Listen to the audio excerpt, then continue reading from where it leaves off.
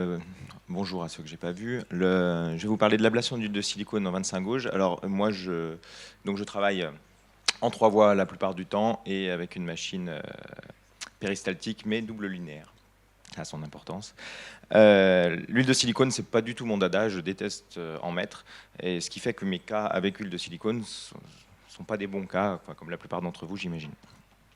Néanmoins, quand on a travaillé en 25 gauges et qu'on veut le retirer, et que au moment où tout va bien et on va enlever le silicone, c'est une intervention qui n'est pas là pour traiter le patient, mais juste pour terminer, c'était assez agréable de pouvoir la faire en 25 gauges pour qu'il y ait des suites locales plus rapides, qui n'ont aucun rapport a priori avec la récidive éventuelle. Alors c'est un patient qui avait compliqué de l'œil droit, puisqu'après un décollement de rétine, il a fait un trou maculaire direct dans les suites, malgré la réapplication. En traitant le trou maculaire, il a redécollé sans fermer le trou.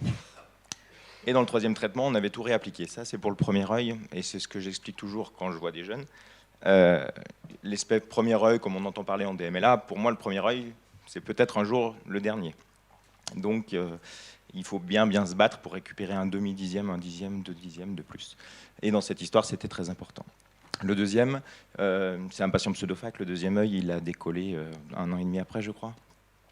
Donc, mon correspondant me le renvoie. Et un échec à la première tentative, on pourra discuter après des causes, des échecs. Donc, j'ai une PVRC2 en récidive. J'ai un tout petit trou que j'ai trouvé péropératoire que je n'avais pas vu en consultation, ce qui n'est pas une bonne chose. Et j'arrive pas à drainer par un trou très périphérique. Je fais donc une rétinotomie en nasale de la papille. On pourra en discuter aussi. Le film, le voilà. Donc ça, c'est un petit truc Synergetics pour aspirer le silicone. Maintenant, j'utilise la petite tubulure d'Orc qui se branche directement sur l'aspiration et donc qui, sans aucun matériel supplémentaire, permet d'aspirer le silicone. Et grâce au même système que le high flow, c'est-à-dire en mettant le capuchon par-dessus le trocar, ce qui permet d'avoir un meilleur débit.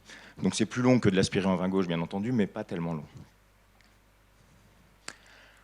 Là, j'ai mis l'autre. Bon, j'arrive pas à glisser dedans, mais ça, c'est normal. Je mets des bouchons quand j'ai déjà vitrectomisé un œil, après chaque trocar, où j'ai vu que Didier, tu les mettais en même temps. Non, je ne sais plus qui les mettait en même temps. C'est assez sécurisant. Si, j'ai aussi des valvés, mais les valvés sont en titane. Il faut inciser plutôt tout droit et j'ai moins confiance en eux pour l'hypotonie derrière. Et même les valvés, je les bouche. Donc ensuite, une fois qu'on est par-dessus, on peut aspirer, ça vient très bien. Elle est graduée, donc ça permet un peu de savoir quand on arrive au bout de notre aspiration du liquide, du silicone dans l'œil. Donc là, j'essaie d'excentrer pour vous montrer. Ça monte pas très vite, mais ça monte. Et ça, c'est Synergetics, celui que j'utilise. Mais la tubulure d'Orc fait la même chose en la mettant sur la seringue d'ablation habituelle. Explique-nous, là tu aspires ou non? Oui, c'est sur l'aspiration, en direct. Du vide, bien entendu. Là, on peut monter un peu le vide au début. À la fin, faut faire gaffe. Donc, quand on arrive à la fin, on essaye d'avoir tout d'emblée, ce qui est impossible. En fait, c'est la longueur du trocar qui fait que tu presque une bulle qui est emmerdante à enlever. Voilà. Alors, des fois, j'essaie d'enlever le trocar en même temps ou de passer par un autre, mais moi, je fais des échanges systématiques après, de toute façon. Donc là, j'essaye, en mobilisant un peu le trocar, d'en enlever le maximum, d'avoir bien... Non, c'est pas un chandelier, c'est 3 voies classiques. Là. Je regarde un peu s'il n'y a pas eu des redécollements périphériques, parce que comme je vous dis, j'ai trouvé une toute petite déchirure et j'ai fait du laser 360, j'étais vraiment pas certain de ne pas avoir un boudin périphérique résiduel que j'aime pas trop. Donc je fais toujours un ou deux, la plupart du temps un seul échange gazeux pour essayer d'avoir les bullettes de silicone qui restent coincées dans les corps ciliaires. Il en reste de toute façon, je pense que si les gens en otoscopie ont fait après ablation de silicone, on doit toujours en retrouver. C'est pour ça que c'est pas très satisfaisant comme tamponnement. Bon, ça reste bien à plat. Je finis avec quand même un embout siliconé pour être sûr de bien tout enlever, même si ça circule moins bien. Donc il faut éviter avec le silicone. Et je réaspire au moment où je remets de l'eau pour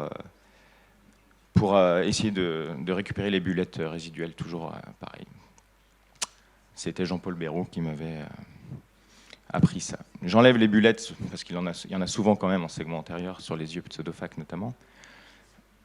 Et c'est assez important de les enlever, parce qu'on a quand même pas mal de problèmes d'hypertonie, même après ablation d'huile de silicone sur des yeux où c'est resté longtemps.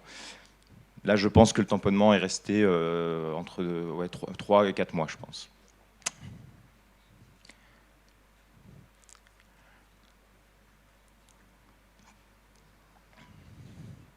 Donc je ne réinfuse pas, j'essaye de laisser, on va dire, une normo-hypotonie, même après ablation de silicone, parce que bon, il y a quand même toujours du vitré potentiel en périphérie que je n'ai pas vu.